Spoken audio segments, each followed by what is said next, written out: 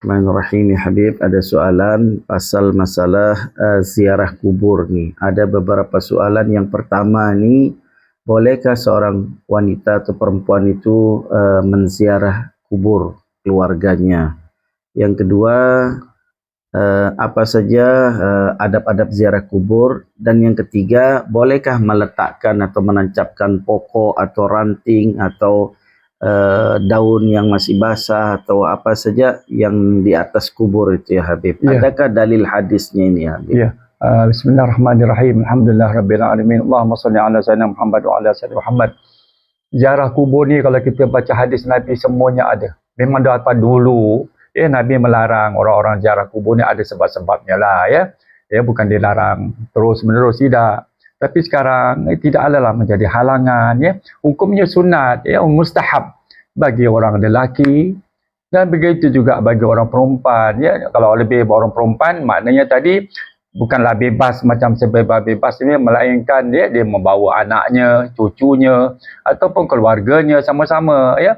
Pasal apa? Kita tengok ada yang baik, ada yang laki-laki ya, kita tengok dekat kawasan kubur pun ya, kadang-kadang kita takut terjadi perkara-perkara yang buruk. Sebab itu Islam ni untuk nak menjaga kehormatan seorang perempuan itu ya, sampai dilarang, ada sebab-sebabnya. Tapi kalau tak ada macam orang-orang yang niat jahat, niat apa semua kan, kita sekarang dunia ni macam-macam muka bangsa kan, yang India, yang apa ni, Bangla, yang macam-macam bangsa.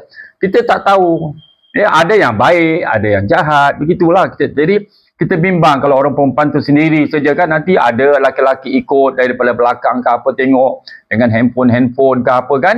Jadi untuk kebaikannya begini sajalah, orang-orang perempuan boleh pergi ziarah kubur, tidak menjadi salah ya. Yang bukan ada apa pantang larang lah, yang ada pantang larang memang tak boleh lah kan.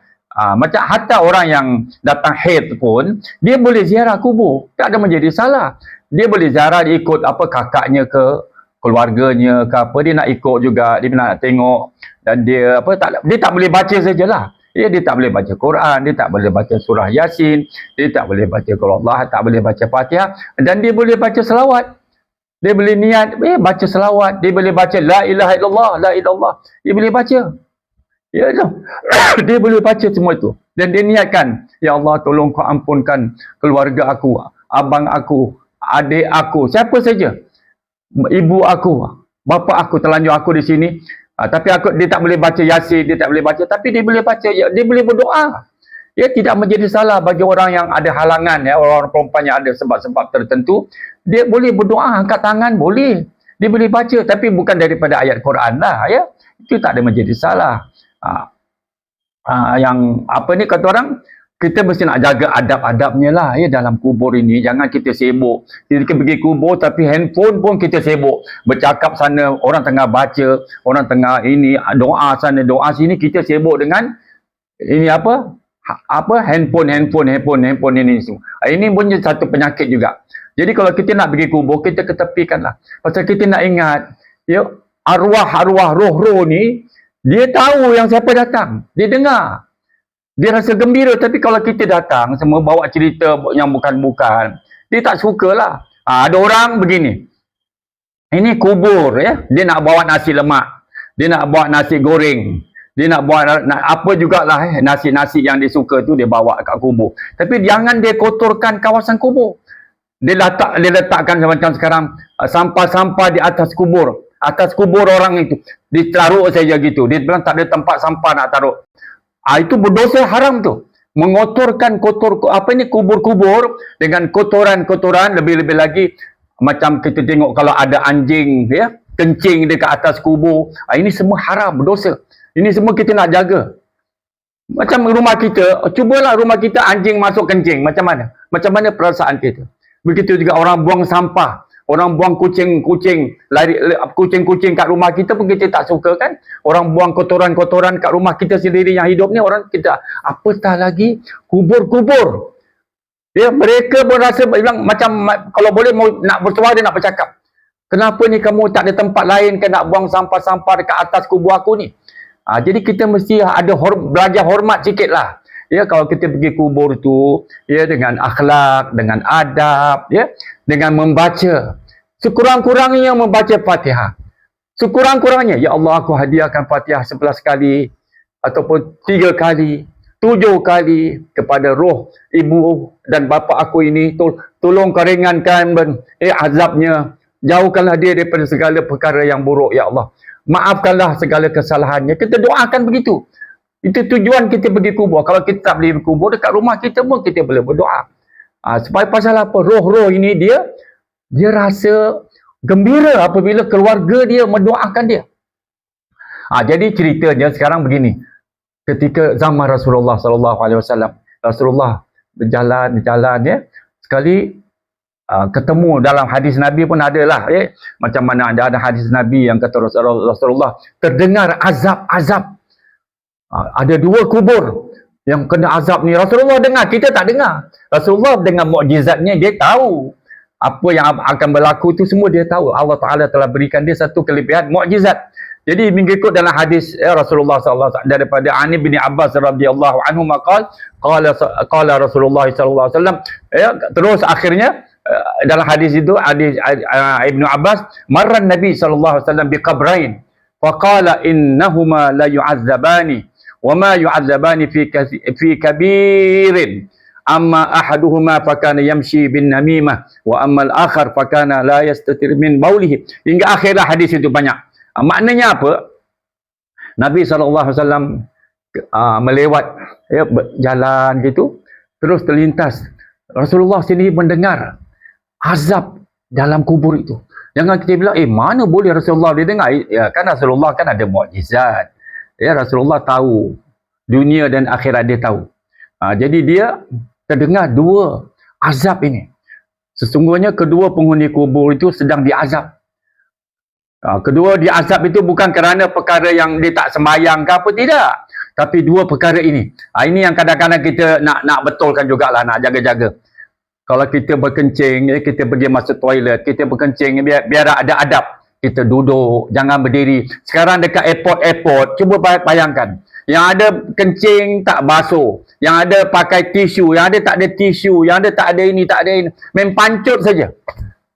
Ini dekat dalam airport sekarang ini. Kita tengok sekarang, ya, dalam tempat-tempat macam lebih kurang saja. Macam mana itu kalau kita tak bersihkan kotoran kencing kita? Ini jadi satu azab nanti. Jadi kita nak kencing tu, ya, kalau orang yang tak boleh duduk, itu lain lah. Dia berdirilah. Ada orang tua-tua, orang lelaki-lelaki, dia uzur, dia tak boleh duduk. Dia terpaksa berdiri juga kencing. Kalau dia boleh duduk, dia duduklah. Tapi dekat airport, Habib tak mau cakap lah. Habib sudah pergi roundabout macam-macam pasien. Yang ada tak ada air terus. Main kencing, main pancuk sana, pancuk sini, lari. Ini semua nanti kena azab. Jadi kita nak jaga-jaga baik-baiklah, ya. Dan lagi satu kubur Rasulullah jalan, tengok, dengar, ini rupanya roh ini azab. Kena azab kerana apa? Suka gosip orang, suka gosip cerita-cerita hal orang, bawa cerita ini, cerita sana, cerita sini. Itu tidak bagus, ya, itu tidak bagus. Tapi Rasulullah ni akhirnya nak selamatkan orang yang roh-roh yang kena azab ini dalam 2 kubur ni, Rasulullah terus ambil satu pelepah, apa Muhammad? Pelepah kurma ini dibagi 2, dipatahkan, dibagi 2, dicacakkan dekat kubur itu. Ya, kata Rasulullah cacakkan. Lepas itu Rasulullah taruh air, ya. Tapi pilihlah macam daun-daun yang boleh segar gitu. Selagi dia segar itu air, daun itu, selagi itulah dia mendapat ringan azab itu.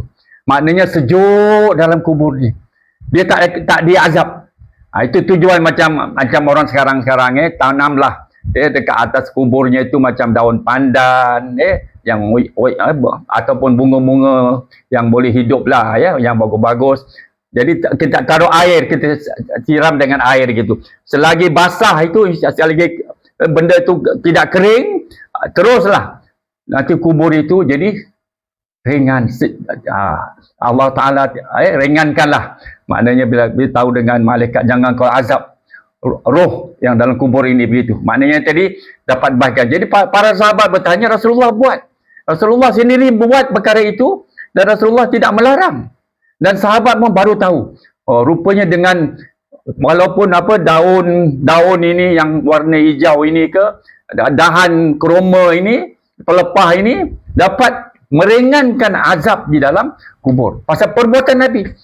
Kalau Nabi tak buat, tidak. Tapi Nabi buat, tapi para sahabat melihat, maknanya tidaklah menjadi haram seseorang itu meletakkan ya bunga yang harum lah ya, yang boleh segar gitu, dan cacakkanlah daun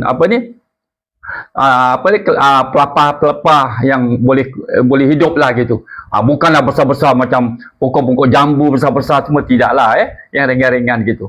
Itulah dia. Jadi dalam kubur itu dia ada azab dan dia mendapat rahmat.